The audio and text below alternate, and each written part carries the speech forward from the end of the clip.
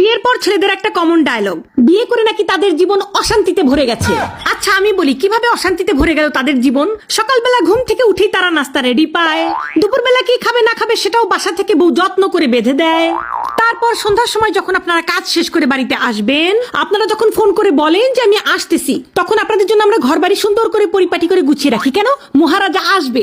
তারপর আপনি রাতে কি খাবেন না খাবেন সেটা জিজ্ঞাসা করে টাটকা টাটকা রাতের খাবার আপনাকে আমরা রেডি করে দিয়ে দিই। তারপর রাতের বেলা আপনি ঘুমাতে যাবেন, আপনার যে বিছানাটা সুন্দর করে বিছানা ঝাড়ু দিয়ে পরিষ্কার করে একেবারে গুছিয়ে আপনাকে ঘুমানোর জন্য রেডি করে দেয় কে? দেয় এই বউরাই দেয় আপনাদেরকে। জীবন অশান্তিতে ভরে যায় না? কার জীবন অশান্তিতে ভরে যায়? তারপর বিয়ের কিছুদিন যেতে না যেতেই দিয়ে দেন পেটে একটা বাচ্চা। এই বাচ্চাটা নিয়ে আমাদের কত কষ্ট হয় আপনারা জানেন? সেই বাচ্চা পেটের মধ্যে 9 মাস কে পালে? আপনি পালেন? আপনারা তো খুব ফুর্তিতে বাচ্চাটা দিয়ে দিয়েছেন, কিন্তু সেই বাচ্চা আমরা পেটের মধ্যে 9 মাস পালি।